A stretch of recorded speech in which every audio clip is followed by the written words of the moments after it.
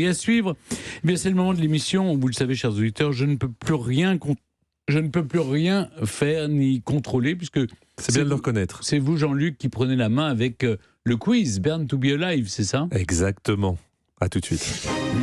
Europe 1. Historiquement vôtre.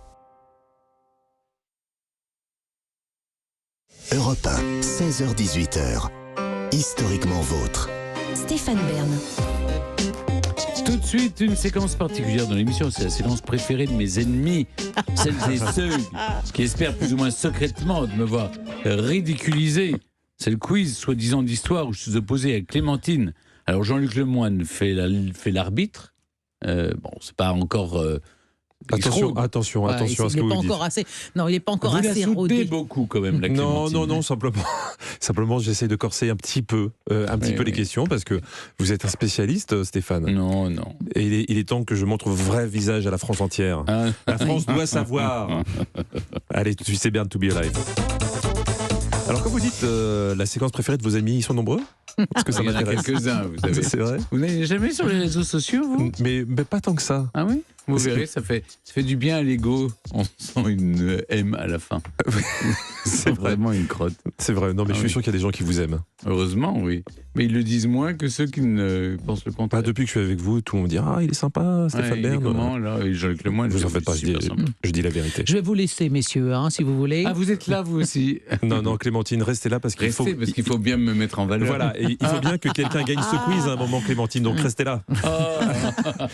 Allez, question numéro 1 pour Stéphane. Bon, alors à titre personnel, avec mes amis, j'aime parler du PSG, le Paris Saint-Germain. Mais quand on est un historien avec une énorme faites bien culture... de préciser. Oui, parce que là, je l'ai perdu. J'ai senti que le PSG, non, ça vous parlait pas.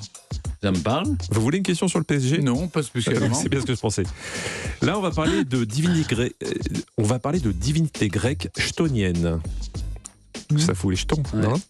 Alors, ça veut dire quoi, les divinités grecques chtoniennes? Eh bien, ce sont des divinités qui ont été en couple avec des mortels.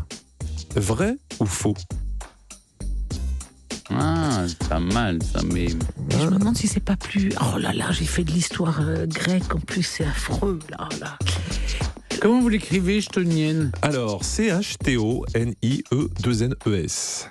Et je me demande si c'est pas plutôt lié à une région ou une époque. Je dirais non. Moi aussi j'aurais dit non.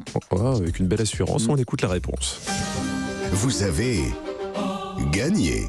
J'aime comme vous êtes comme ça. Et donc pour vous c'est quoi exactement, Stéphane?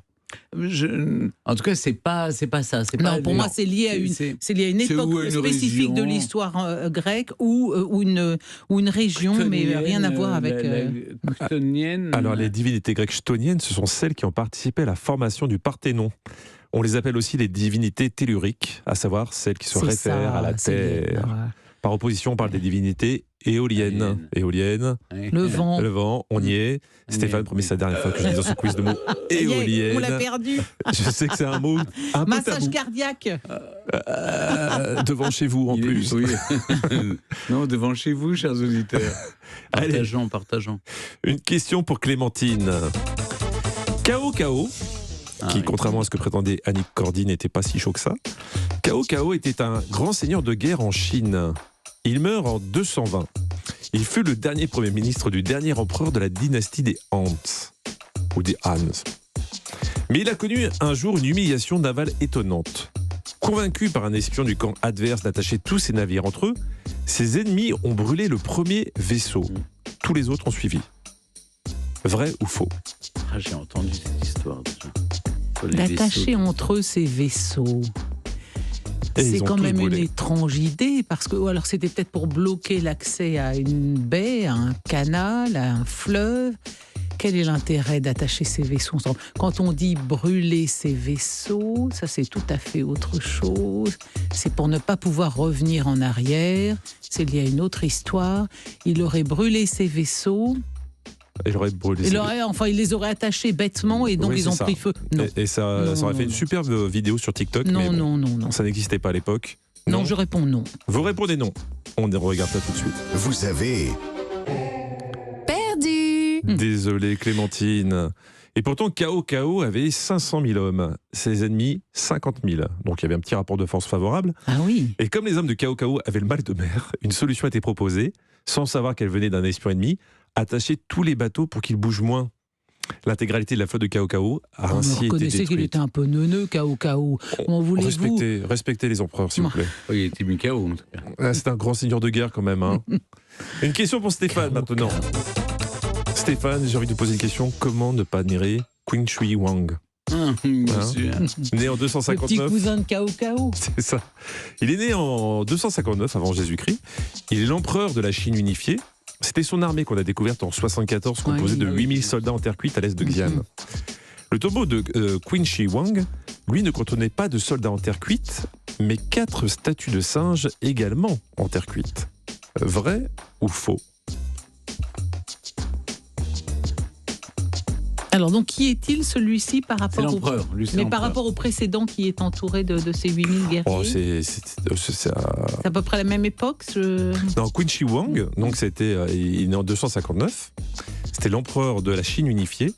Et c'est l'armée de Qin Shi Huang qu'on a découvert bien plus tard en 74. D'accord. Et celui qui a des singes autour de son tombeau, qui est-ce par rapport Ah ben à lui là, justement, on a trouvé ça dans un temple, mais là, je parle du tombeau de Qin Shi Huang, et lui, D'accord. il n'avait pas de soldats, mais 4 statues de singes. Ah là là. Là, c'est qui tout doux, vous voyez, parce que. Bah, c'est le principe du vrai ou faux, en Oui, fait. oui, c'est-à-dire.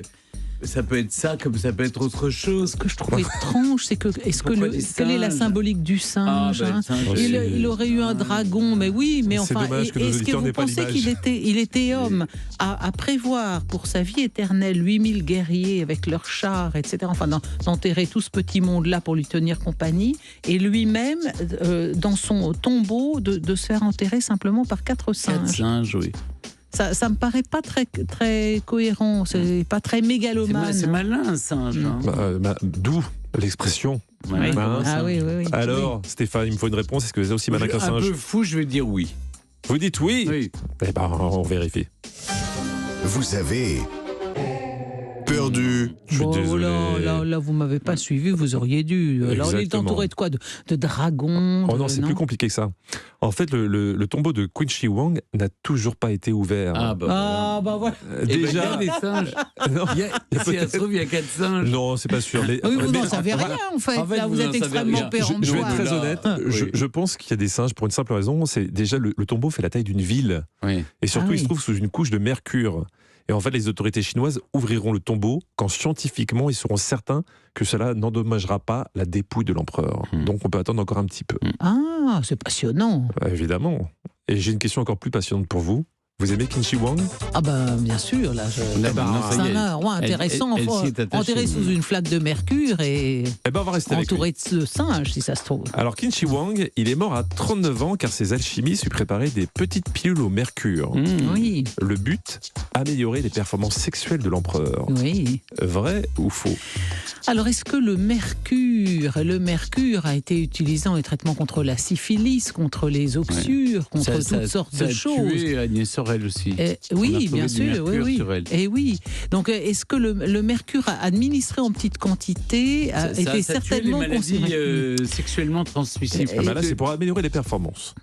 Et est-ce qu'on a pu, ce qui me paraît, ça paraît paraît parce que fou le que ça- mercure c'est quand même ça- très dangereux. Ouais, mais on le savait. Est-ce qu'on a pu penser que ça avait des qualités aphrodisiaques ou de vasodilatation? C'était le Viagra de l'époque. Non, moi je crois pas. Il y avait encore Alors des- Clémentine, Est-ce qu'on pouvait... Non, mais moi je pense que si. On a pu oui. Vous êtes- donner vous êtes en sûr? un. Vous êtes sûr de ça, Clémentine? Non, je pense que tout bien réfléchi, quand même, on savait déjà de façon empirique Non, mais comment, que le mercure. comment vous lui avez fait changer Non, jamais. Franchement, ça, c'est pas Le mercure vu. était quand même très Vous êtes dangereux. sûr, Clémentine? Très dangereux. Vous me l'avez non, pas dit non, à non, moi. non, non, en fait, non. On va bien sûr vérifier, que non. Stéphane. Oui, bien sûr. Mais taisez-vous donc. Vous avez gagné. Bravo Clémentine, Et brillant. donc, du coup, vous avez votre 5e question. Parce que normalement, elle aurait dû perdre Non, et Mais j'aurais pas dû du donc tout, gagner mais le pas quiz. du tout. Elle Écoutez, était en pleine j'étais réflexion. en proie, Non, exactement, elle est à un en débat réflexion, intérieur oui. extrêmement Ça, c'est très difficile. Il a dit vous étiez en réflexion. Ah oui, Oui. parce Ne que vous laissez pas elle faire. n'est plus en état de Ouais, répondre. il va donner des bonnes m'adopter réponses. si Non. c'est le cas. Oui, oui. Alors je vous vous explique quand même. resterai. hein. Et les petites pilules au mercure, c'était pour devenir immortel. Oui. Mais oui, bien sûr. C'est ce qui est Mais passé bien avec sûr. Agnès Sorel. Et il avait zigouillé, je crois, un certain nombre de ses médecins qui n'avaient pas réussi à lui trouver l'élixir de jouvence qui le rendrait immortel. Alors, les petites pilules au mercure, c'est très efficace puisque l'empoisonnement était foudroyant. Il est mort à 39 ans. Ouais. Ouais. Je ne conseille ça à personne. Et je pense que son médecin croyait bien faire. Oh bah j'imagine. Sinon on a un petit souci, il faut appeler Doctolib. Alors la question pour vous départager. On peut aimer l'histoire et aimer l'argent. Je sais Stéphane, ça vous paraît inconcevable, mais en voici la preuve. 1953, c'est la sortie au cinéma de Certains l'aiment chaud en dollars. Combien a touché Marilyn Monroe? Petit indice quand même, je vais vous aider.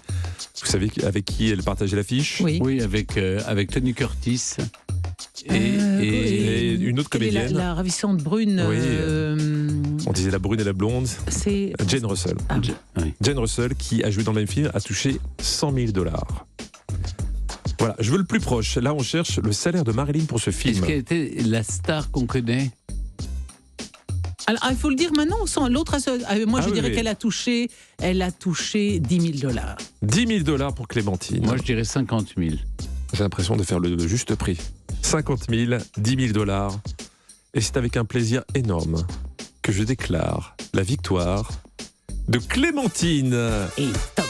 Puisque le salaire de Marilyn sur ce film était de 18 000 $. Ah ouais, alors qu'est-ce que vous dites? Ça, c'est l'intuition féminine. Ouais. C'est ça. Et ça correspondrait aujourd'hui à peu près 175 000 $. Ah oui, elle s'est fait avoir le pauvre chouchou. Ah bah oui. Marilyn a touché moins que Jane Russell parce que Marilyn était déjà sous contrat avec la Century Fox qui l'a payé 1 500 $ par semaine. Voilà. C'était pas si avantageux que ça. Ouais, Voilà. On gardera les bandes. Bon, écoutez alors. Et on gardera votre défaite. C'est moche. Vous notez dans votre petit J'avais carnet. gagné Là, et j'ai plus gagné. C'est quand même bizarre ce quiz, non? À quoi ça tient la vie? Ah, voilà, il y a des rebondissements Je inattendus. pense que vous devriez, chers auditeurs, aller sur le compte Instagram de Jean-Luc Lemoyne et lui pourrir la vie. Merci beaucoup. Bonne chance à tous. Europe 1, Historiquement vôtre.